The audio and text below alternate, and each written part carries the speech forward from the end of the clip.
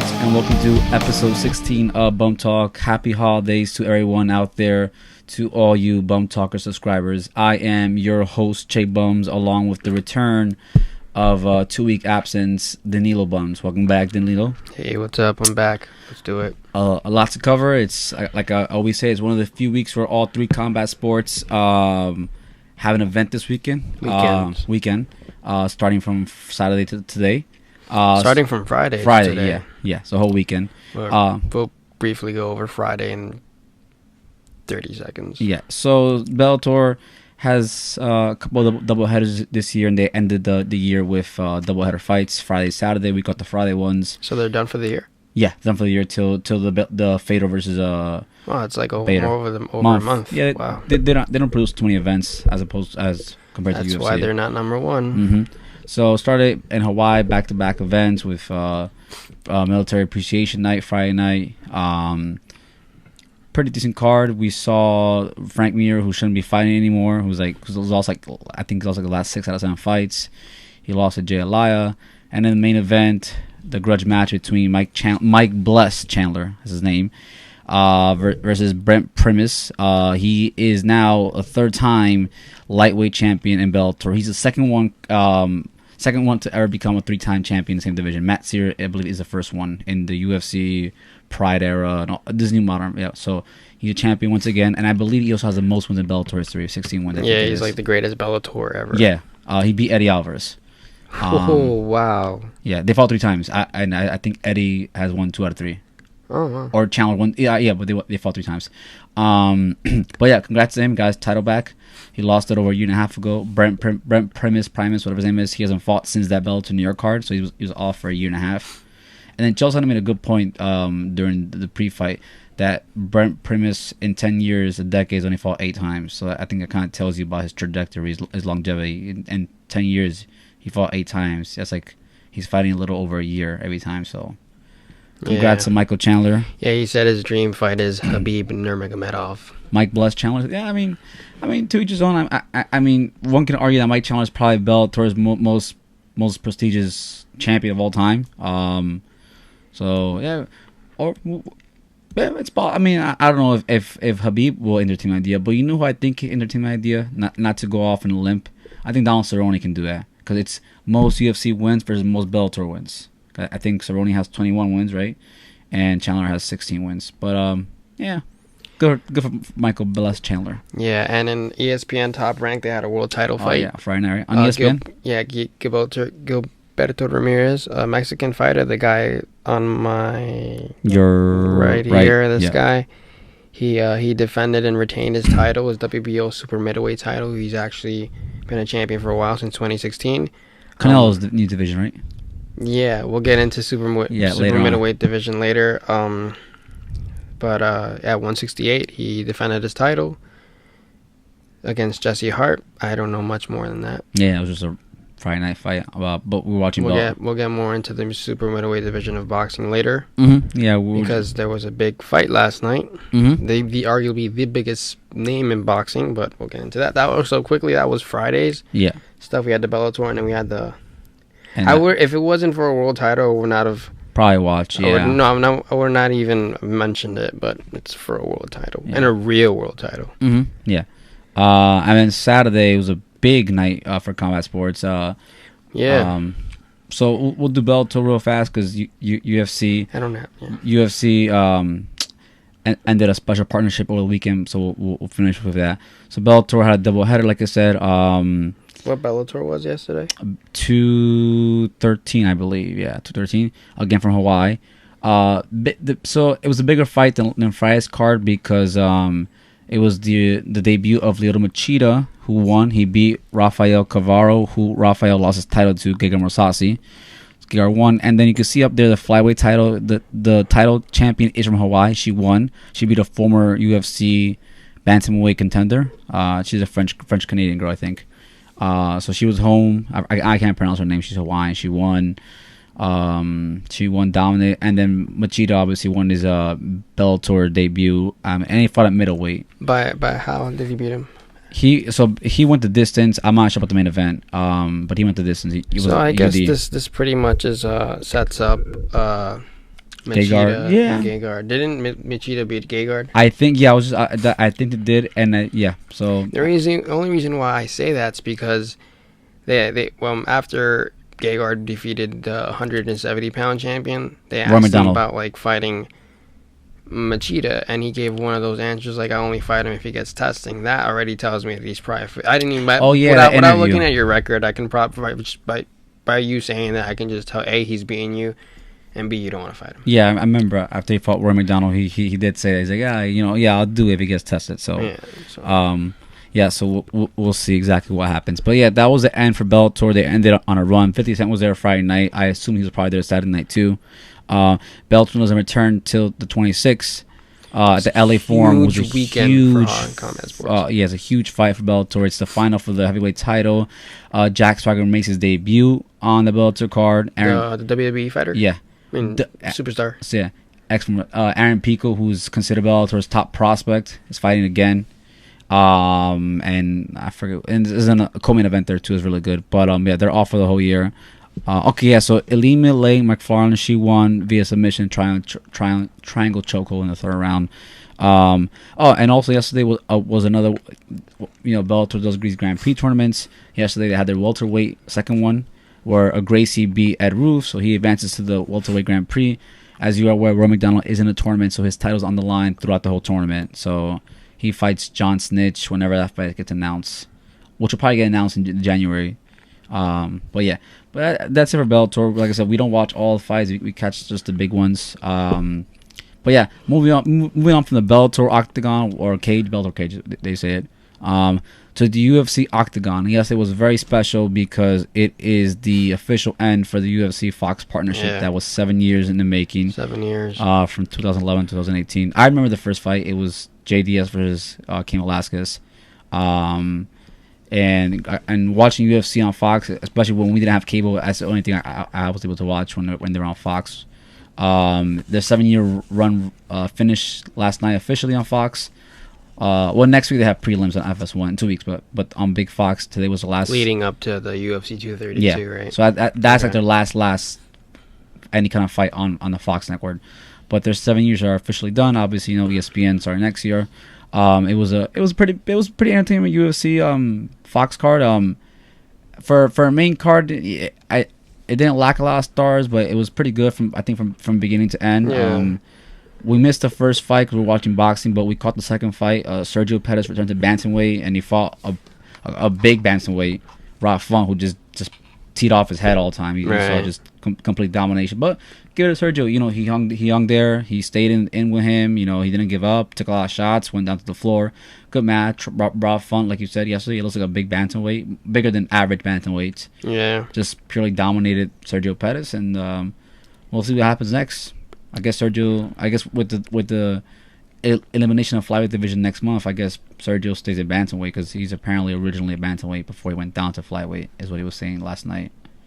But it sucks, he was home. I forgot they're in Milwaukee last night. I didn't see Anthony Pettis there. But yeah, that is what it is. Any takes on that fight at all?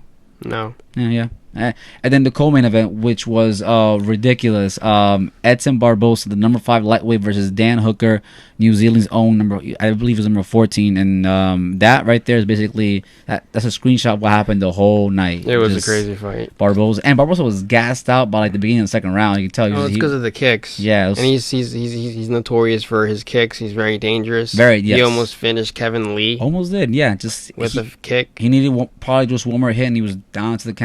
The right kick. Yeah. But wow, Barbosa. What a match. Yeah. I guess he's back in the picture. Yeah. And this just sets up the main event so well because now there's because you know how it sets that up because you know how there's the lightweight division so crazy right now. There's so many contenders. So I guess this throws another player into the mix. We can't forget there's also Justin Gaethje's out there. Which Gaethje called out. Well, that's been set up though. So I guarantee since August, that's the fight to make next because they do want to focus on their lightweight tournament. Of course. But most importantly, they should do a Grand Prix like Bellator. Yeah. Most importantly. But so before we get to the main event, so yeah, like you mentioned, Barbosa is back in the picture, and you gotta get Barbosa. Barbosa, he's a fighter that's ranked top 5. He'll fight a number 12, 13 guys. Most guys who are 3-2 wouldn't fight a number 12 guy, 13 guy. He fought Habib last year, who got dominated, but he went the distance in 3 rounds. Then he fought in April against Kevin Lee in the AC, and which he had the victory in the bag, but didn't capitalize. And then he came back a few months later and dominated. Just what a clinic! His first fight since April? since he fought in April. Both Kevin Lee and yeah, I know. Okay, yeah, both their fights. So they were off for about 8 months. Barboza, he looked really good. He really is crazy striking. His punches, his knees, you saw his elbow against the head. Everything was just on point for Barboza. Want to finish him off, and I believe he won fight at a night or something like that, or some kind of bonus. But congrats for him. Like you said, the lightweight division is now a big mess, which leads to obviously the main event last night. What was a rematch of 5 years ago? 4 years ago. 4 years ago. Raging Al versus the Motown Phenom Kevin Lee in the rematch from 4 years ago, which they fought in Newark in Prudential Center. Man, what a fight, man! What a fight! And we all had doubts because me and my brother were talking before. You know, is that because this Kevin kid, man, he just grows with every fight, and he's just so strong, and his wrestling is so good. I love Al with he's probably I'm a big Conor fan. The only guy I'd ever root against Conor is Al. Would be Al. Because I rooted for Habib and he rooted for Conor because you guys didn't know. Right. So, I love Al. Like watching that fight, man. Strong Island, man. They were there. The numbers were there. Long Island, man. Mm-hmm. You saw watching that fight, man. When it was over, I was literally like jumping up and down. My mom's like, "What's going on?" It was crazy. He went the distance, obviously. Teed off his head, from what I saw in the highlights, just teeing off, shots after shots, There's just so many things I want to say. Like, I'll break it down. I scored it the same way Dana had. I had a 2-2 going into the the 5th, and then had 2-2 going into the 5th, and then freaking Al. And you know what I've learned about Al? And he said it the same. Said it in his media post-fight conference. His media scrum, not with the Fox people. Throughout the week. No, in the post-fight media scrum, he goes, and it's completely true. You do not want to fight Al in the 4th and 5th rounds because he's one of those people with like Floyd Mayweather. He gets like it, and it's hard, and even especially MMA because you use so much of your body. So much variables too. That guy gets better in the late rounds. Mm-hmm. It's like. If anyone, for the next guy who fights Al, if you want to beat him, you need to put him away in round 1, 2, or 3. You do not want to fight Al in the 4th or 5th round. I promise you that. In the words of... Ask the champ that. Champ will completely agree with you. So in other words, in the words of Mike Goldberg, championship rounds. Yeah, you do not want to fight Al. You do not want to go championship rounds. It's just crazy, man. And you know what I noticed? Mm-hmm. Al's gone up against the 2 best wrestlers in the division. Yeah, he fought in April, obviously. And you know what the crazy thing is? Obviously, these guys are really strong. They can bring you down. Yeah. But it's just he's keeping Al down. Mm-hmm. It's like, when I watched him against the Habib fight, like I noticed, like, Habib will bring him down, but, like, he'll never, like... Get up. He'll never keep him in a position forever. He'll move, he'll counter. To the point where eventually, boom, Al's on his feet, and you're like, oh my god. And that happened at that fight. And when that happened, in one of the rounds, Kevin gets up, he looks fast, he goes like, good job, like you got out of that. And it just like the respect, yeah. And then you can just tell the look on Al's face, and he goes like, I'm gonna mess you up now. And it was just like, it was like you said, so amazing. And Al's heart, not just his heart, but he literally in the 4th and 5th round, he fights better than like he gets better. Fighters, yeah. He gets better. That's why in the 5th round, this guy was like, he was getting destroyed. And in the 5th round, the way the fight ended, this guy Al had his hands right down here. Yeah, his hands was down. And yeah. he's like, come on, let's go. And he's just like getting ducking and moving around. Yeah, like, are you I saw. Kidding me? I did catch. And also, what helped him out because like.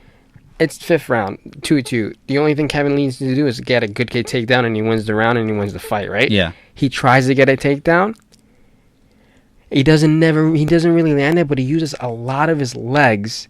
That by the time Al stands up, that's when you knew like this guy used so much. Kevin used so much energy for the wrestling. I'm like, and then this guy's gonna walk him down and probably maybe finish it. So, and remember, I'll never forget what AJ Styles once said on the Stone Cold podcast. He said the hardest sport in the world is wrestling, because when you fight on the ground, it's just you die. Like different animal, different variable. Not just that, you just die out like nothing. Yeah, and that's why. But yeah, so go back to your point. Yeah, when I saw the highlights on TV, on Instagram and TV, I did see Kevin Lee in the fifth round. He looked like he was the last 2-3 minutes he was gassed out and drained. How look good did I look? He looked with his impressive. Hands down. His hands are down. Oh my god.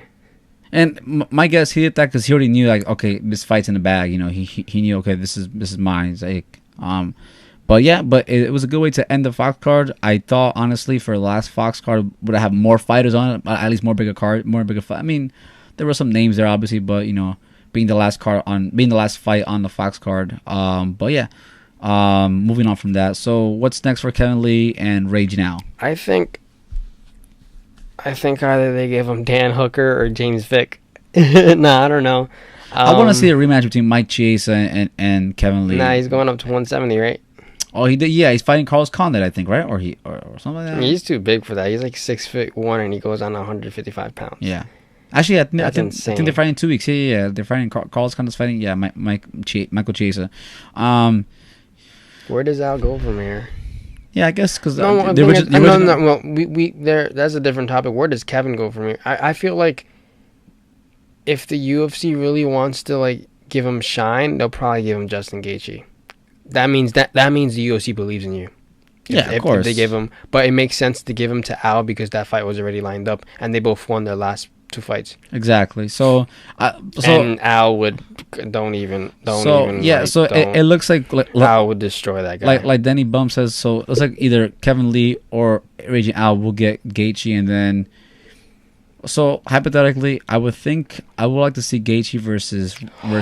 Oh, I got a really good one. Yeah. Lee versus Pettis. Yeah, I was gonna say something like that. Lee versus Pettis. Gaethje versus. I can keep that part of the division especially because entertained while the top four get like you know. Because Pettis and Kevin Lee are kind of the same style. You know, very crazy wrestling and then the crazy kicks and the highlights. So that's definitely even if Kevin stays down here. Maybe he goes up to 170 or 165. He wants to create his own division. That's not gonna happen. He wants to create his own division. Dana said it's not gonna happen. Yeah. But then Ben Askren was there last night. Oh really? He had his own. He started his own little media scrum. His own. You know, he loves to talk. He loves to talk. He has Monday what's it called? Monday motivation. He goes like you know what he said. He goes. Do his voice. By the end of 2019, I'll be 165-pound champion of the UFC. I'm like, stop. No one likes Kobe. Who knows? I don't know. Maybe Dana's hiding all his time. I mean, I would think logically, without, you know, I'm not trying to go on a rant, but I would think logically if you're closing one division down because you're going to create a new one eventually in the future, not now. But I would assume, that just doesn't make any sense, that division. Well, the 155 division, 5 pounds weight removed from the next one up, and then it's 10 pounds. It's like boxing, 3 pounds and you're in the division. Well, that's when you're small, but then eventually it goes up to 8 or 7 pounds. Yeah. So you gotta maybe it makes sense to make like a 162, 163. That's better. So I think you're correct, but for me, logically, like you said, 163 should be it. I think there should be a cruiserweight between 185 and 205, or if not that, then between 205 and 265, something in between.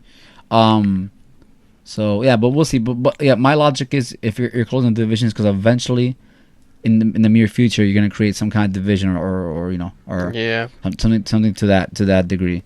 But yeah, anyway, kudos to Fox. You know they were together with UFC for 7 years. They're the first network to put UFC on actual major broadcasts on Fox.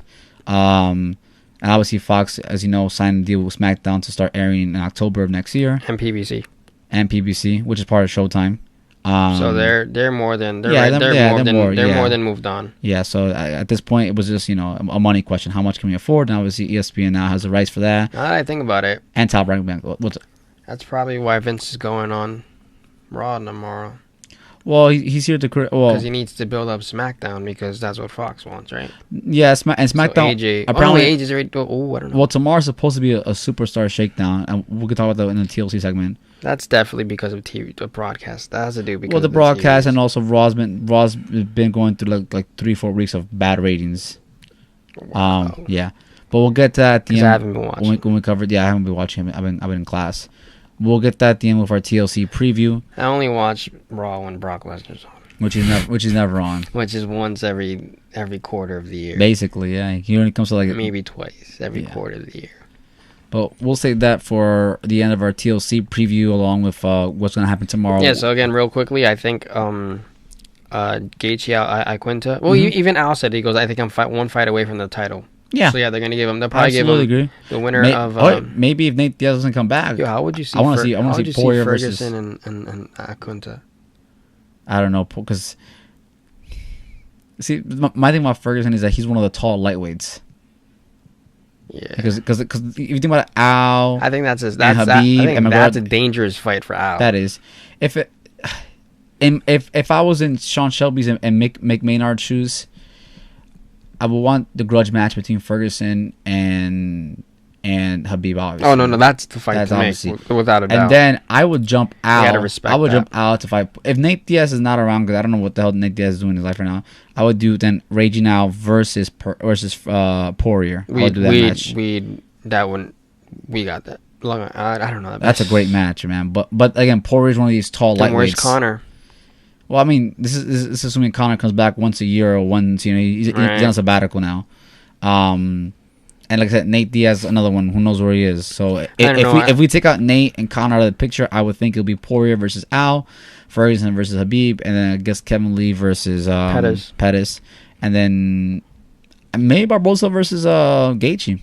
Good matchup because both those guys like to gas them out in the first round. How about Barbosa versus? Maybe Barbosa. You know what?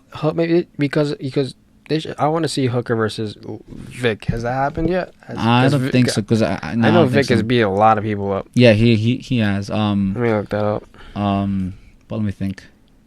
But yeah, I can see Gaethje versus Barbosa because both their styles, they go through hell and war. They'll be gassed off to the second round. That'd be a good match. He's only lost twice. This kid. Vic, yeah. He's has he fought since August or no? That's last time he fought. No, yeah, he fought. That's when he fought. Last time Gaethje fought. No, he never fought. Hooker and Vic is the fight to make. That's a good one. Yeah, so guys coming off losses. Mm-hmm. That's good. But that's it for the UFC. UFC return in 2 weeks. We'll talk about that in 2 weeks in our end of the year special edition show. With possibly one of the biggest cards of this UFC's calendar. But we'll talk about that in 2 weeks. So now from the Octagon, we go to the Square Circle last night where there was a fight about 5 miles from our house across the river at Madison Square Garden where Canelo made his DAZN debut, the first of 11 fights for $370 million, I believe it is. Something around there. Around that ballpark. DAZN obviously exclusively signed him just about a few weeks ago. And Canelo got his first, before we break down the fight, Canelo is fighting Rocky Sterling, I think his name is, right? Fielding, okay. All right. But before that, the co-main event featured Tevin Farmer, one of the 130-pound champions of the boxing. Oh, yes. The reason why I want to bring this up is because who did he fight? He fought Francisco Fonseca. Who was Francisco Fonseca? I'll tell you all about him. He's a Costa Rican that before August of 2017, he fought his whole career in Costa Rica. Okay. Then came the mega match that was Mayweather-McGregor. He was on the card. Gervonta Davis at the time was the IBF champion. Mm-hmm. He had no one. He had lined up someone. It didn't happen, so they decided to cherry-pick this guy, and they brought in Francisco Fonseca. Gervonta actually lost the title that night because he didn't make weight. Okay. But he dominated. I remember that fight. Yeah, he ended it in the 8th round. Yeah. Why did Tevin Farmer fight him? A, because he really wants to fight Gervonta Davis, and he wanted to show that he can beat Francisco Fonseca better than he did. Tank did last year. But what happened? Tevin Farmer won. Did he finish him? No. No. So it went the distance. Yeah. 10 rounds? 12. It's first bout. Oh. So, props to Francisco Fonseca, man. Has he fought since last year? Since he fought? Yeah, he's fought 10 times in Costa Rica since then. Oh, damn. 5.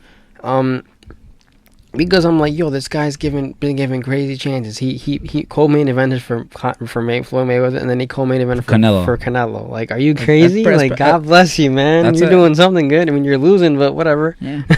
He's taking one for a team. And again, just to go back, just that alone should show you why Gervonta Davis would into Tevin Farmer. No, Tank Davis will destroy Tevin Farmer, I think. And then after the fight, Badu Jack, who's like on the same team, well, not the same gym, but the same promotions of Gervonta, goes like, he tweets, I want to see Gervonta versus Tevin Farmer, and then Gervonta tweets back, he goes like, you want to see a murder. Wait, and I completely agree. And the same thing as last week. What happened last week? Lomachenko, he fought Jose Pedraza. Went the distance, but Tank knocked him out. I think in the 8th, 10th round, right? When Pedraza was a champion at 130, yeah, he fought Tank, and that's how Tank won his belt there, because he beat Pedraza and he knocked him out in the 8th, 10th round, I believe. Yeah. So again, I think Tank can definitely beat Farmer, and I think he can. I think he maybe beat. I think. Well, his only chance of stopping is knockout. That kid is.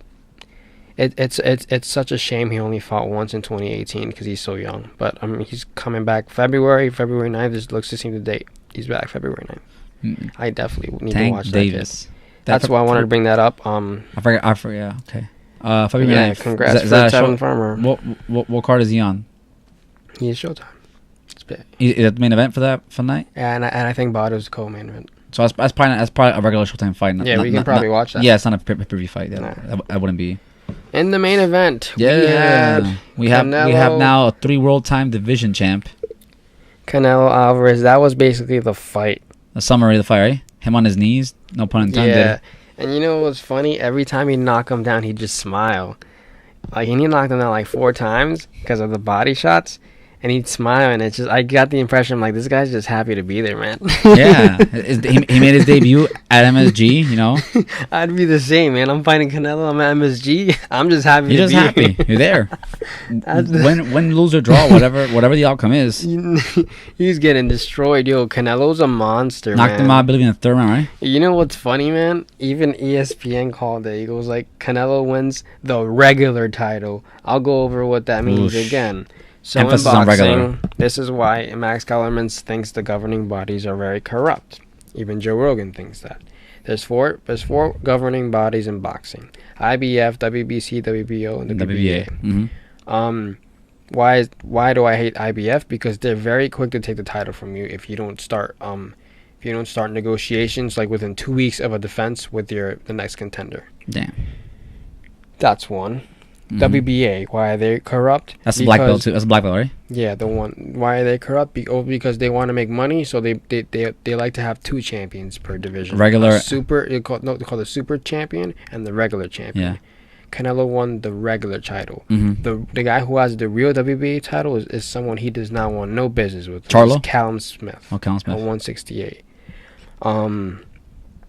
Why is WBC considered corrupt? Because they have something called the silver belt. I've seen that. Which is when you become #1 contender, and they also have interim belts. And they don't like to unify. Like trophies. Yeah. And for that, you can be considered a world title. Actually, the one time I've seen them unify interim with WBC's main was 2 weeks ago during Wilder Fury when Adonis Stevenson. The guy he fought was interim. Why was he interim? Because he was supposed to be his mandatory back in May, but this guy decided to fight Badu. So then they made him interim belt for this guy, and then he won it, and now he's unified champion. And then you're missing WB. I don't know much about WBO. World Boxing. So let me explain what regular means. From what I've understood, from what I've read from Wikipedia, which is my source for everything, is that like I believe it's like when WBA when you're a unified champion, they create another belt. Regular. And that belt exists on its own. It can go like to different people, but if you fight the regular champion, the real champion, there's not a unification. It just goes away, and then eventually they'll create another one. For example, when Golovkin fought Danny Jacobs, Golovkin had the real one, Jacobs had the fake one, the regular title. Obviously, he lost. That one disappeared. Golovkin didn't win it. It just disappeared. And then eventually, it made itself out into like some other match. Because Golovkin, remember, if you're a unified champion, they have to create another one. That's a justification. Just to make money, you know. Yeah, it's just to make money for purse bids. Yeah. So yeah, I mean, if you want to count it technically of the four, there's 4 different champions at the 168.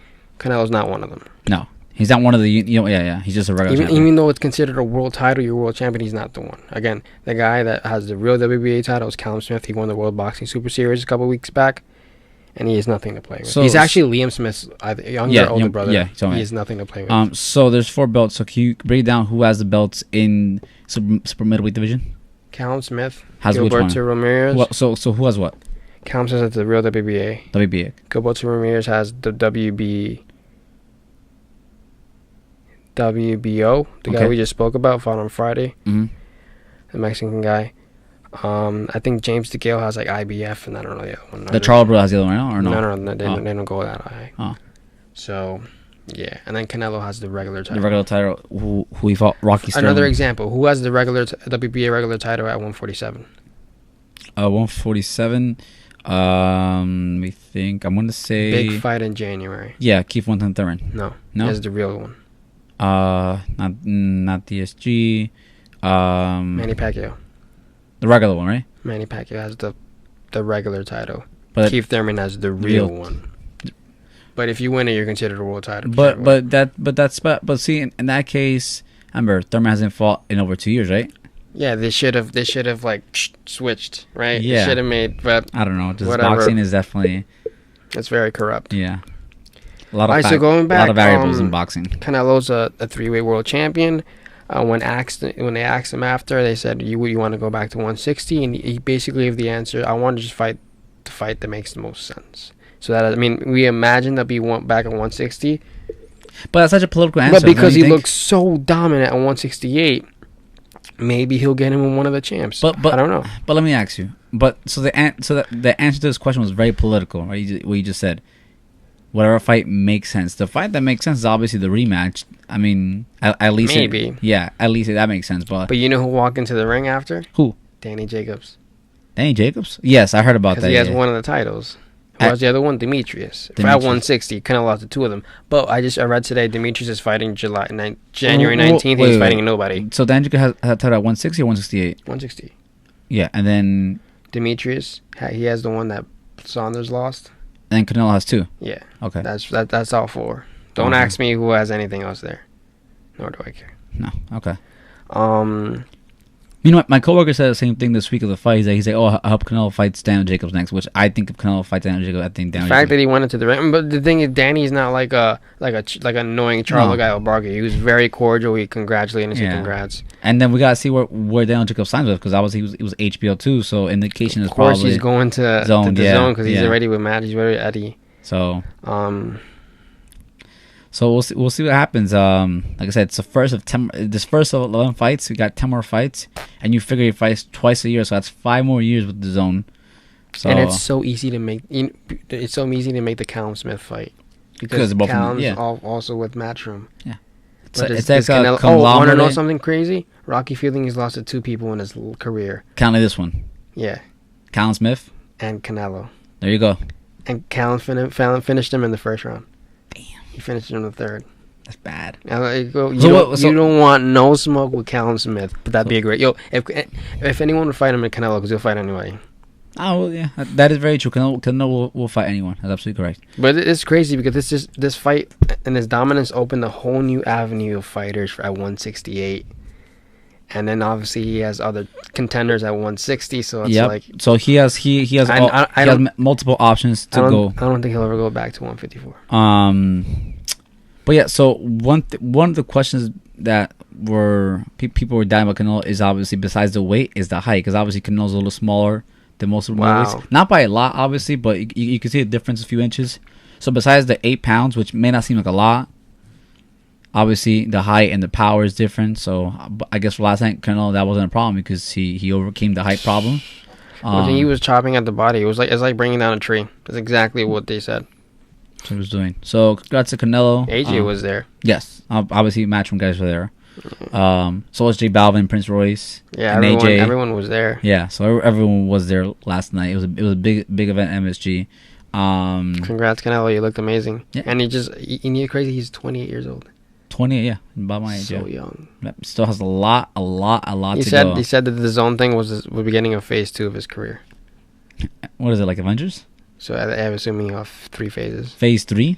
That's probably like that's the end to retirement. Probably, yeah. He's going into his prime. He's currently in his prime. He's going into his prime. Or starting his prime. He's the Ronaldo of boxing. Sick, man. Or no? Sick, man. He's the Ronaldo of boxing. Young. Yeah, he's 28 years old. And he gets better with every fight. But congrats to Canelo. See you in May. Yeah, Cinco de Mayo to be exact. So we'll see him in about more or less 6 months. To wrap it up, later tonight in about 20 minutes, we have the last pay-per-view of one of our favorite promotions. TLC. I haven't been watching WWE because of work and vacation. So you tell me what's going on. Who am I watching tonight? So TLC tonight, I think they're ending the year in a bang, obviously, especially with like I mentioned, like Raw has been going through like a bad stretch for the past 3-4 weeks. It's bad booking apparently. Bad. I mean, I can't watch because I'm in class. But they're ending it back. There's 12 fights on this card. It's like a WrestleMania, kind of like a Rumble. I would figure 2 will be on the prelims. Like I said, I didn't really watch Raw. I just watched the highlights, so I can't say about each storyline. But I can tell you that this card is very stacked from top to bottom.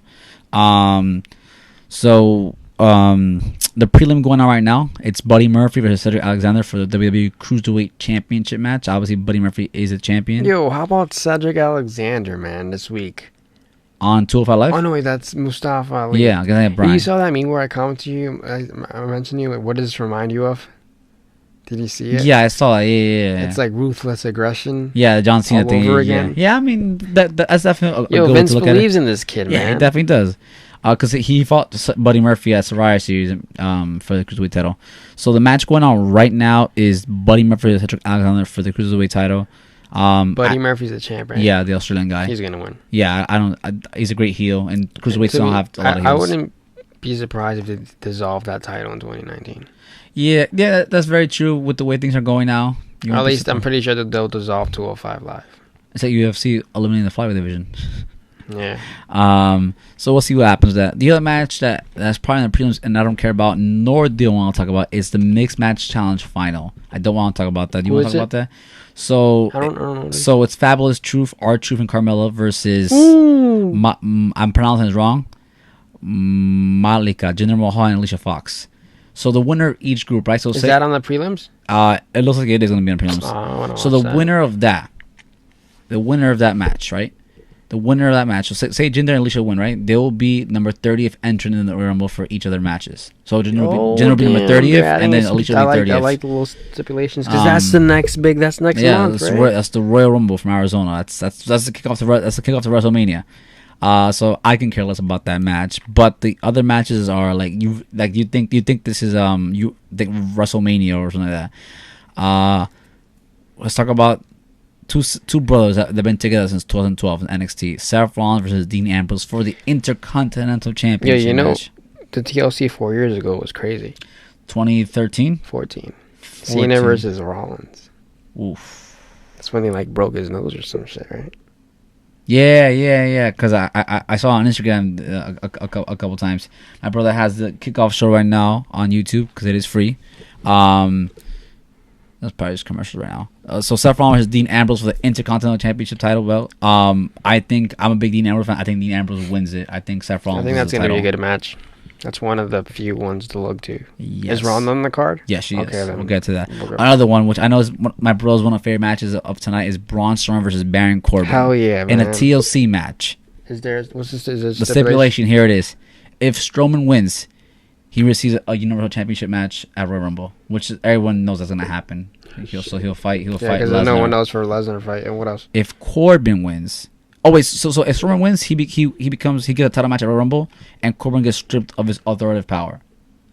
If Corbin wins, he becomes full-time general manager of Monday Night Raw. He's gonna lose. That's why Vince is coming. He's gonna address that. He's gonna lose. And Kurt Angle's supposed to come back sometime soon. They said. So yeah. And then so that's a great match. I'm obviously Braun Strowman. I think wins the match. The other one you just talked about is Ronda Rousey versus Nia Jax. If you recall, Nia Jax won that Battle Royale Evolution, so she gets an automatic title shot. So she fights Ronda Rousey. Ronda's undefeated. I don't know if Ronda's gonna lose. I don't. So I see Ronda. She loses to the man at WrestleMania. Yeah, WrestleMania. New York. Who's the biggest superstar right now, arguably. So yeah, I think Ronda wins easily, right? Yeah. Next one. This is another good one. Is a SmackDown Championship match. Daniel Bryan versus AJ Styles. Easily Daniel Bryan retains. Yeah, I don't see him losing. Next one, since you mentioned the man, is a triple threat in the SmackDown division. Becky Lynch, Asuka, and Charlotte Flair. She loses. In a TLC match, too. She loses. She has to. Because she's going to win the Royal Rumble. And then hence go to Raw. Yeah, because remember, the winner can fight whoever she wants, whether it's Raw or SmackDown, or he. So that's pretty evident. But my question is, if she loses, who wins? Charlotte or Asuka wins? I want Asuka to win. I'm tired of Charlotte. I'm tired of Charlotte. Yeah. Another. So it gets better, man. The next one is Finn Balor, the Demons, Everyone's Favorite versus Drew McIntyre. Classic heel versus face match. Classic. UK. Yeah. Scotland and Ireland. They should fight for the UK title. They should, but they're too big to be in the UK brand. They really are. Single match. They just announced the UK tag teams, right? Yeah, just last week. The belts are very nice. NXT UK Women's Champion. Is that like on TV? That's probably like during the day, right? Yeah, it's 5 p.m. or something. 3 o'clock. Yeah. 3 o'clock. 8 o'clock. 5 hours, yeah. So that airs Wednesdays. It's a single match. I'm gonna go with the Demon Finn Balor in this one over Drew McIntyre. Yeah. Typical, Dave versus Goliath match kind of thing. The next one of the Bun's fairest superstars, Elias versus Bobby Lashley on a ladder match. He's cutting a promo right now. What do you mean? You sure that is in there right now? Maybe. It's probably just a promo. A guitar will be suspended above the ring, and the first one to retrieve it can use it as a weapon. So I guess the guitar wins the match. Awesome. So that's a great match. And I'm gonna go with Elias because Elias in big matches he hasn't won any big match yet. So I'm gonna go with Elias in this one. The last 3 matches are a little bit of a Debbie Downer, I think. They're not as good as the other one I mentioned. It's a triple threat match for the WWE SmackDown Tag Team Championships. The Bar versus the New Day versus the Usos. And it's okay. I mean, I guess the Bar wins. It's happening right now. The Bobby Lashley fight. That's on a kick. Bobby Lashley's on a kickoff show. Big game. Horrible booking, man. No wonder Vince will be on. But at the same time, he's probably getting more money in here than he gets for Bellator. And Bellator, he has to get punched in the face for real. He should have been heavyweight Grand Prix. The last 2 matches, Natalya versus Ruby Riott in a tables match, because Ruby Riott has been digging at Owen Hart and Owen Hart and this guy. What's that guy? His uncle. I forget his name. Ruby Riott basically been criticizing Natalya's family in a table match. So who is it? Natalya versus Ruby Riott. I do not care for that fight. And the last one, chair match, Rey Mysterio versus Randy Orton. Oh my god! 2 legends in a chair match. So this is a little stacked. Yeah, it's stacked. Yeah, that definitely is. They're ending. You're gonna bang. They just need Brock. Yeah, because who knows? Remember, Brock showed up at Hell in a Cell, right? No one thought he was gonna come back. He came out of nowhere. Hell in a Cell. It's looking. I saw an interview from like last week's media scrum at UFC 231, and apparently Dana hasn't spoken to Brock in a while. No, yeah. Apparently he's very comfortable with WWE. Yeah. Well, you're making money and showing. You show up 3-4 times a year. Not getting punched in the face. Yeah. He fought Daniel Bryan, hell of a match, by the way. Yeah. But yeah, I mean, that's about it. Danilo Buns is back. We'll be watching TLC in a few. We'll say thank you guys for everything, for the views. 40 subscribers. Thank you all. Make sure to follow us on Twitter. He's the social media guy. I'm back. At Bump Talk. Also emails anything at bumptalk1@gmail.com. Working on a few things for next year. Hopefully some more guests on. Yeah, we're gonna do that. We have a backdrop. We just need a logo. But yeah, we're working on stuff. But let us know. This episode will be uploaded tonight. Please stick with us on YouTube. Subscribe to us. Like our videos. Share. Whatever. Comment. Thank you for everything. And hold on Twitter. My brother will be tweeting about tonight's matches. All right. Have a good night and see you guys in 2 weeks. Happy holidays.